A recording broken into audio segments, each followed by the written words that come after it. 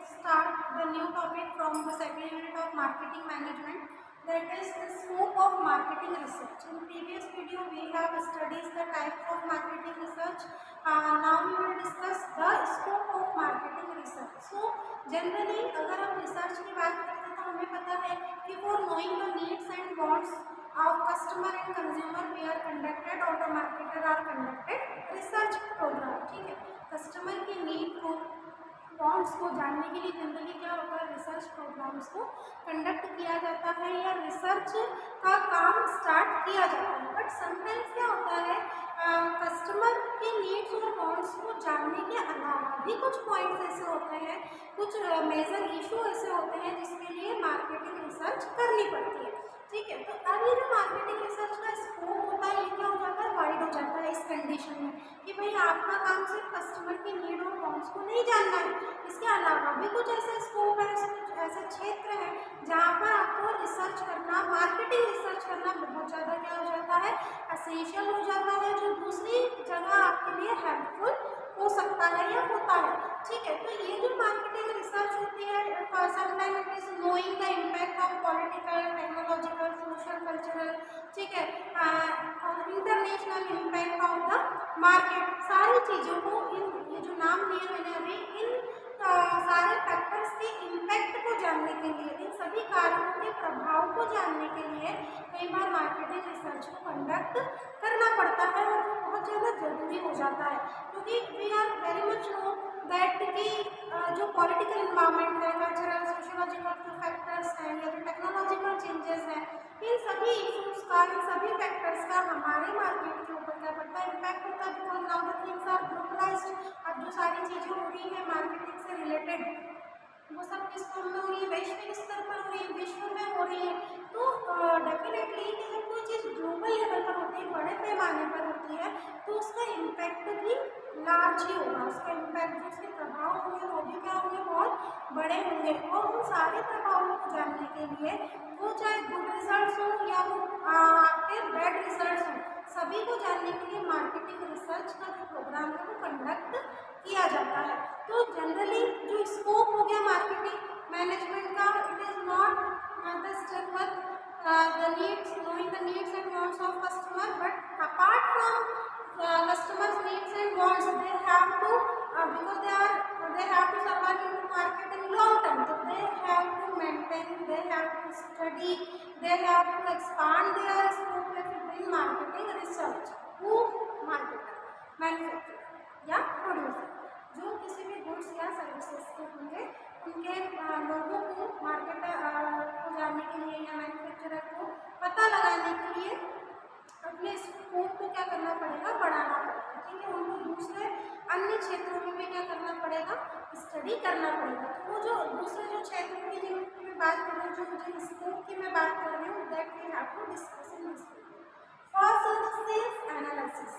अब sales analysis क्या होती है, अब देखो ये कहीं भी कस्टमर की नीड और वांट से जुड़ी हुई है. क्या नाम से ही समझ में आ रहा है कि भाई यहाँ विक्रय का विश्लेषण किया जा रहा है.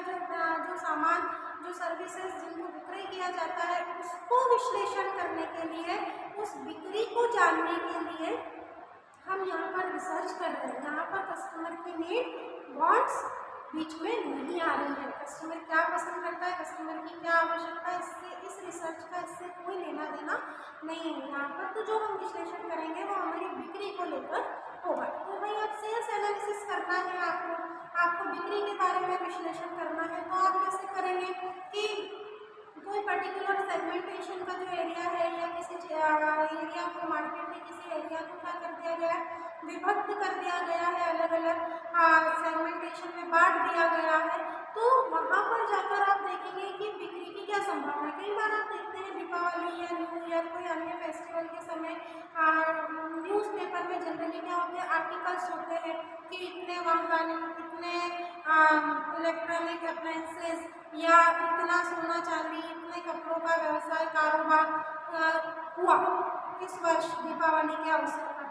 तो ये जो एनालिसिस होता है, ये जो सेल्स एनालिसिस होता है, ये कैसे होता है कि जो मार्केटर होता है भाई वो मार्केट के कुछ शॉप पे जाकर पता करता है कि अच्छा इस साल आपकी कितने लाख की बिक्री हुई, कितने हज़ार की बिक्री हुई. फिर वो जनरली जो ऑटो डीलर्स होते हैं उनके पास पहुँच है कि कितनी गाड़ियाँ आपकी बिकी, 2 व्हीलर 4 व्हीलर। फिर वो सराफा में चला जाता है कि ज्वेलरी कितने कस्टमर ने खरीदी, कितने लाख का बिजनेस हो गया। और इन सब का सम अप निकाल के हमको मार्केट में देखने को, सॉरी न्यूज़पेपर में देखने को मिल जाता है कि भाई दीपावली पर, धनतेरस पर इतना सोना खरीदा गया, इतनी गाड़ियाँ, 2 लाख गाड़ियों की सेल हो गई। तो ये सब इंफॉर्मेशन कौन लाता है, कभी सोचा है आपने?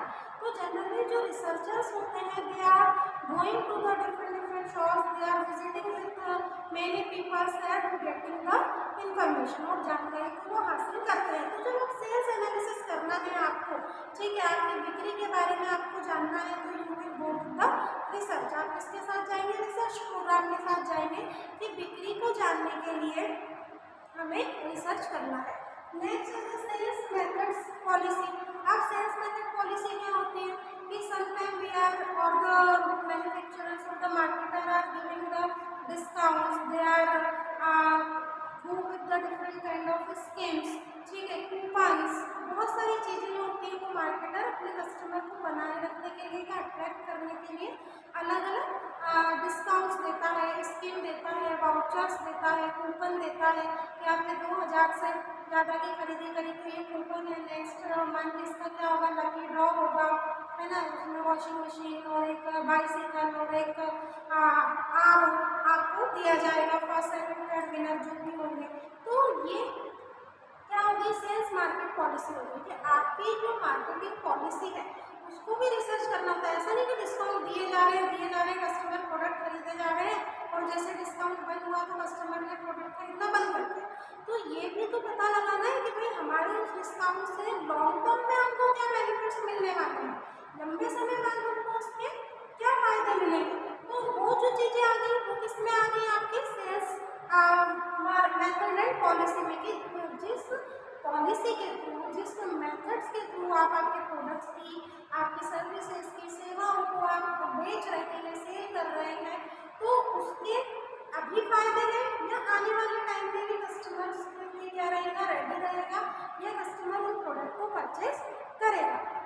Next is the product management. अब प्रोडक्ट मैनेजमेंट क्या होता है कि फॉर टेस्टिंग द ब्रांड, कई बार क्या होता है ब्रांड जो होते हैं उनकी टेस्टिंग के लिए कुछ स्पेशल, कुछ पर्टिकुलर शॉप्स पर उन प्रोडक्ट को अवेलेबल करवा दिया जाता है जो ब्रांडेड प्रोडक्ट है, ठीक है। समझना आप कि जो ब्रांडेड प्रोडक्ट है वो कुछ लिमिटेड शॉप्स पर अवेलेबल है।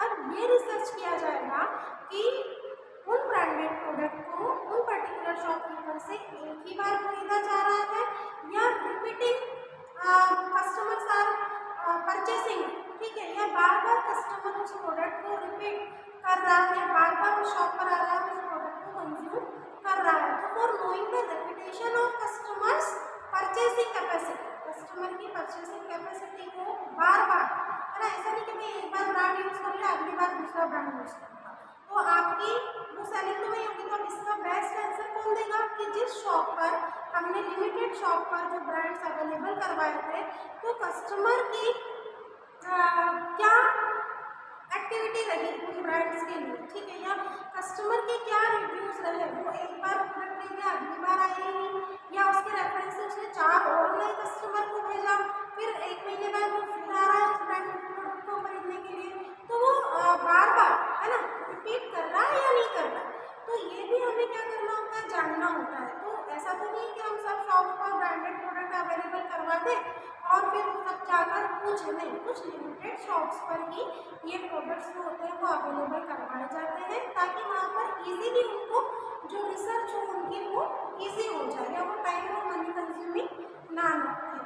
तो ये होता है प्रोडक्ट मैनेजमेंट के अंदर कि भाई या जो भी प्रोडक्ट हम दे रहे हैं it is for the are existing product as well as the new product launching के लिए भी क्या किया जाता है, या आपने कोई न्यू प्रोडक्ट में फीचर ऐड किया है या आपने सर्विसेज जो दे रहे हैं उसमें कुछ आपने बेनिफिट्स ऐड किए हैं, तो उसके लिए भी आपको क्या करना पड़ेगा, रिसर्च। कोई हमने एसी लगवाया, ठीक है, एयर कंडीशन हमने लगवाया हमारे घर में और हमने देखा कि क्या हो रहा है कि उसकी फ्री सर्विसेज हमको कंपनी की तरफ से मिलेंगी। अब फ्री सर्विसेज लेने के बाद क्या अगली बार अगर आपको सर्विस लेते हैं तो वो पेड सर्विस होगी, आपको उसके लिए पैसा देना पड़ेगा।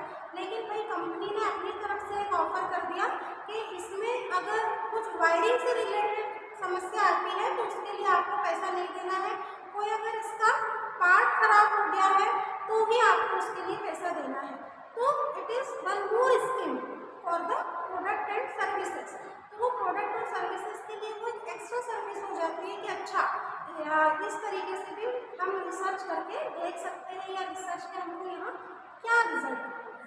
Next is the advertising research. अब advertising research is again categorized into the two category.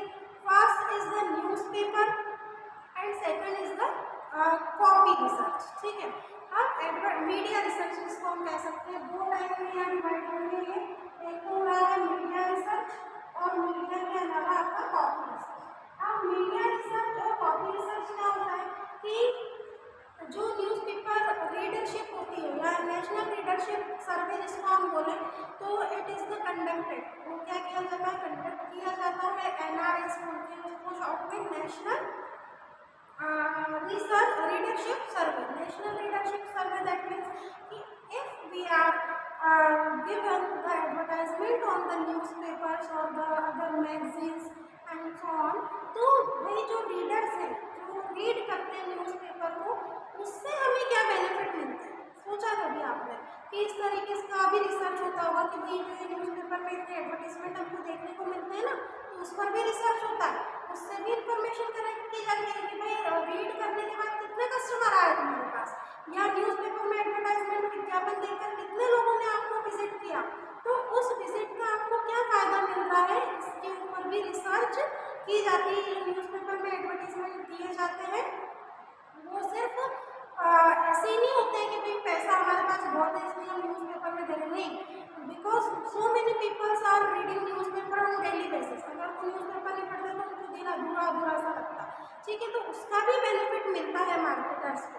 तो they are conducting the media research and the copy research. अब जो जनरली जो कॉपी रिसर्च समझो क्या होता है कि जो एडवर्टाइजिंग एजेंसीज होती हैं उनका क्या काम होता है, एडवर्टाइजमेंट देना। ठीक है, तो they are getting the task और they are conducting the task of copy research कि अगर आप एक ही एडवर्टीजमेंट को बार बार दे रहे हैं तो उसके क्या रिजल्ट्स निकल के आपके सामने आ रहे हैं, तो उसके ऊपर भी क्या की जाती है, शोध किया जाता है, उसके ऊपर भी रिसर्च किया जाता है।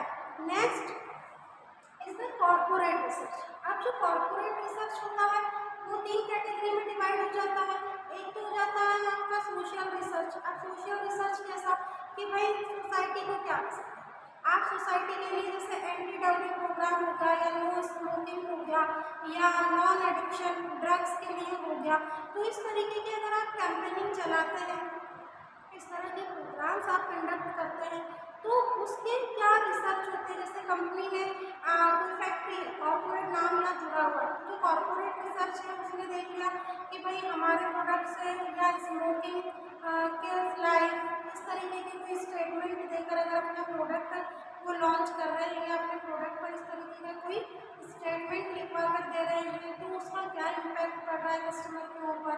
एंटी डाउरी प्रोग्राम, ठीक है, दहेज प्रथा के विरुद्ध भी प्रोग्राम चलाए जाते हैं, तो उसका क्या बेनिफिट मिला है आपके कॉर्पोरेट सेक्टर को। कई बार अपने स्पॉन्सर्स आगे आते हैं कि भाई हम इस तरह का प्रोग्राम में कंडक्ट करने जा रहे हैं, आपकी कंपनी के नाम के बिहाफ पर होगा, और आपके क्या बेनिफिट्स होंगे।